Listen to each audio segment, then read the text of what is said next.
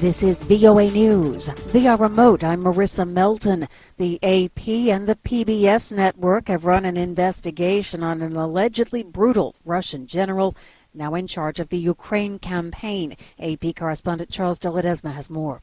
The probes found the carnage left by Russian soldiers on the road to Kyiv wasn't random. It was organized brutality perpetrated in areas that were under tight Russian control, where military officers included Colonel General Alexander Chayko. The Royal United Services Institute has received copies of Russia's operational battle plans compiled by Russian intelligence. Soldiers were expected to conduct cleansing operations and to sweep neighborhoods to identify and neutralize anyone who might pose a threat. Chayko has earned a global reputation for brutality as leader of Russia's forces in Syria. I'm Charles de Ledesma. The European Union on Thursday moved to tighten laws governing the trade and transport of guns to help keep illicit firearms out of the hands of criminal gangs amid concerns that the war in Ukraine could increase the spread of illegal weapons. Home Affairs Commissioner Ylva Johansson urged the EU member countries and European Parliament to swiftly adopt the new measures. This is an urgent regulation that we have adopted today in the Commission, and I hope that the co-legislators will swiftly adopt it. It's urgent because we see from the Europol SOCTA report that the organized criminal groups are being more and more violent. Russian President Vladimir Putin on Thursday denied having any intentions of using nuclear weapons in Ukraine, but described the conflict there as part of alleged efforts by the West to secure global domination. This is VOA News. In Poland, 4 communist-era monuments to Red Army soldiers who died in World War II were removed Thursday as a way for Poland to stress its condemnation of Russia's invasion of Ukraine. The head of the State Historical Institute called for the removals. Israeli and Lebanese leaders signed a landmark U.S.-brokered agreement regarding their maritime boundary on Thursday. The agreement will open the way to offshore energy exploration after decades of hostility between two countries. In India, Yamuna River in New Delhi had a layer of toxic foam covering its surface Thursday. Untreated sewage contributed to the foam, according to media reports. The river is regarded as one of the holiest in India and provides 60% of New Delhi's water needs. The UN Special Rapporteur for Myanmar warns that unless the international community changes how it deals with the military junta in that country, the already catastrophic situation will only get worse. Tom Andrews told VOA of the various sanctions and arms embargoes imposed by some countries and warned that the lack of coordination among the nations means, quote, there's no coordination, there's no strategy, there's no focus. The humanitarian situation has rapidly deteriorated in Myanmar since the military ousted the country's democratically elected government in February 2021. U.S. President Joe Biden's chief of staff has been warned for retweeting a political message on his government Twitter account. AP Washington correspondent Sagar Meghani has more. The Office of Special Counsel says Ron Klain violated the Hatch Act, which bans government officials from using their official roles to influence elections. A conservative group led by Trump advisor Stephen Miller had complained about a retweet in May. The Office of Special Counsel said last year Miller and several other Trump officials repeatedly violated the Hatch Act with Trump's approval. Biden spokeswoman Karine Jean-Pierre often cites that law in deflecting political questions, noting earlier this week, I have to be careful of what I say because we do respect the Hatch Act here in this administration. Sagar Meghani, Washington. A fire at Venezuela's smallest oil refinery has been brought under control, according to the Venezuelan Interior Minister. This as the country's largest refining facilities restart following a power outage last week. The minister said the fire started Wednesday when a fuel tank was struck by lightning. And once again, our top story this hour, the AP and PBS network have run an investigation on an allegedly brutal Russian general who's now in charge of the campaign in Ukraine. More on that at our website, voanews.com. Via remote, I'm Marissa Melton, VOA News. Novak.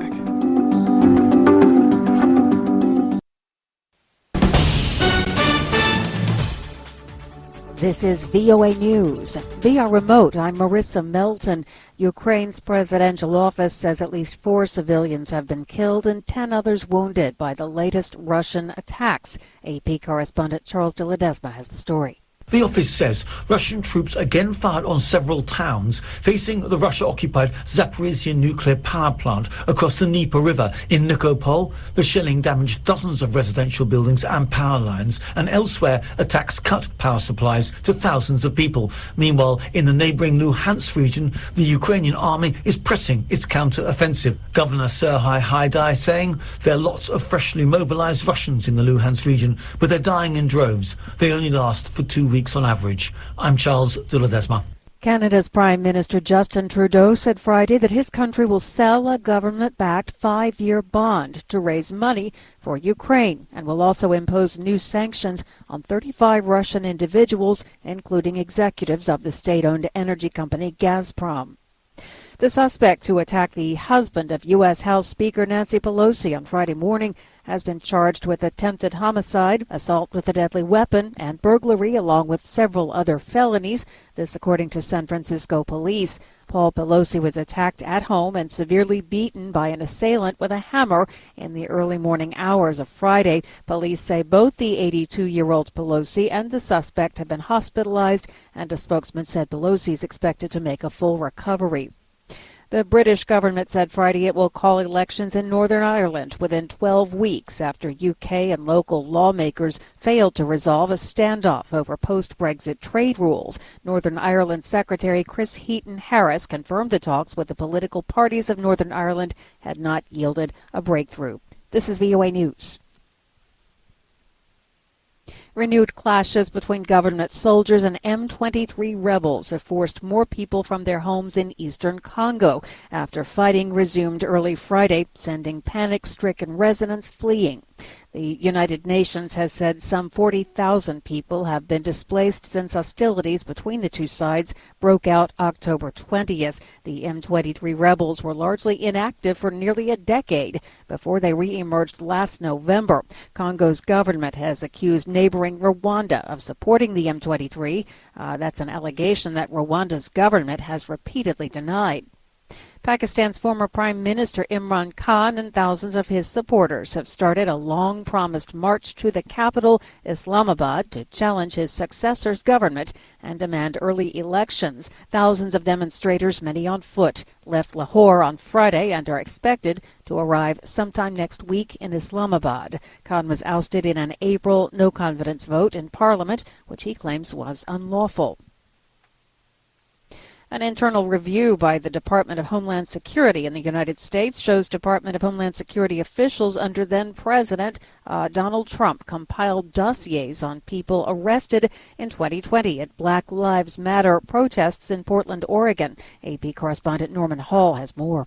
According to the redacted 76-page internal review, the Office of Intelligence and Analysis deployed militarized agents against people protesting police abuses in the wake of the police killing of George Floyd. According to the report, some DHS analysts voiced concerns over the legality of collecting intelligence on protesters arrested for infractions having little or no connection to domestic terrorism. Some employees reportedly refused to participate. Oregon Senator Ron Wyden, who obtained the report, says political DHS officials spied on Oregonians exercising First Amendment rights and justified it with conspiracy theories. I'm Norman Hall. A former U.S. Capitol Police officer was convicted Friday of obstructing an FBI investigation into the January 6, 2021 attack on the Capitol. 51-year-old Michael Riley was convicted for deleting Facebook messages that he sent to a rioter after the event.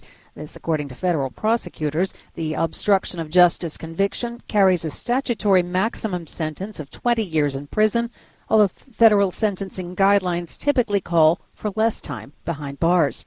And a Colorado businessman has been convicted of charges that he and others siphoned hundreds of dollars from an online fundraiser to build a wall along the U.S. southern border, despite promising donors every cent would go to the wall. And our top story again this hour, Ukraine's presidential office says at least 4 civilians have been killed, 10 others wounded by the latest Russian attack. Dan Novak.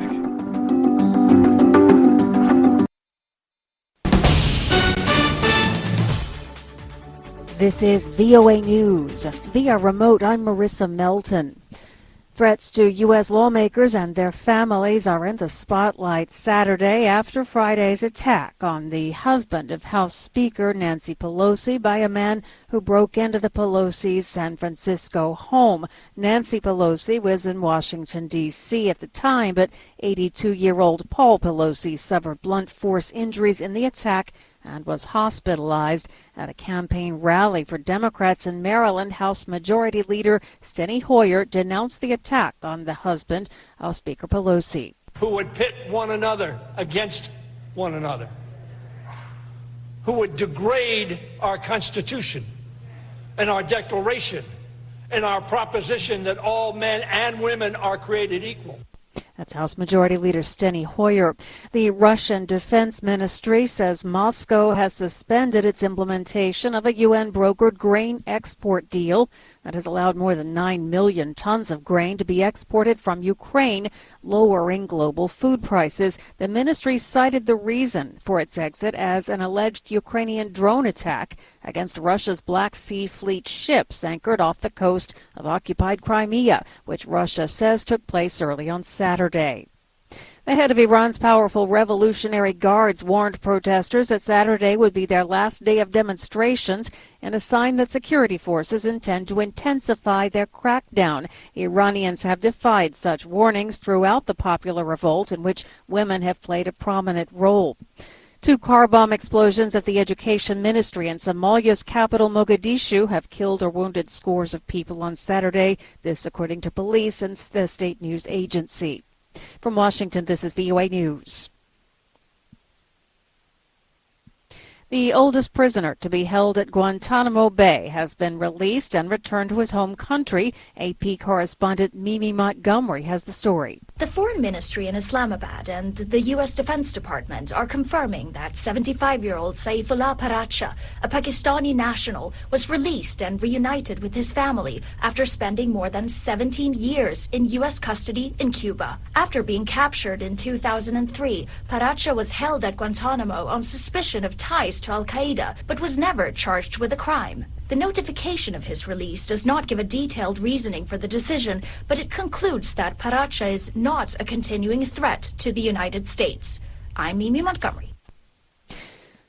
A well-known Haitian politician was killed in an apparent gang attack in an affluent suburb of the capital, Port-au-Prince. This, according to Haitian media, on Saturday, amid a gang blockade of a fuel terminal that's created a humanitarian crisis.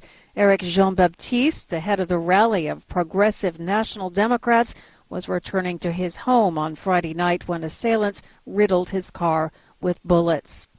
Tourism is making a stronger comeback from the coronavirus pandemic than many expected. It's a blessing for the economies of southern European countries like Greece, Italy, Spain, and Cyprus. Greek yacht owner-operator Stelios Zampanakis says tourists are returning to Greece after waiting for COVID restrictions to lift. People after COVID, after 2 years of frustration and probably, putting some money aside, they decided, they should have vacation. And I think the income or the budgets that they were willing to spend rose.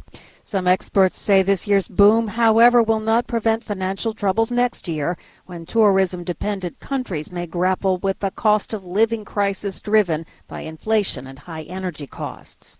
Brazil's presidential race is drawn about even, a new poll showed on Saturday, a day before the tense runoff vote between right-wing President Jair Bolsonaro and his leftist challenger Luiz Inácio Lula da Silva. Brazilian election officials have transported voting machines by boat to remote communities along the Amazon River. Election official Ana Lucia Salazar tells Reuters that citizens in such communities cannot be left out of the voting process. Como cidadão, ainda não poderia ficar de fora de votar, de decidir o futuro do país. She says as citizens they could not be left out from voting, from deciding the future of the country. Pre-election polls show Lula getting 51.1% of the vote and Bolsonaro with 48.9%.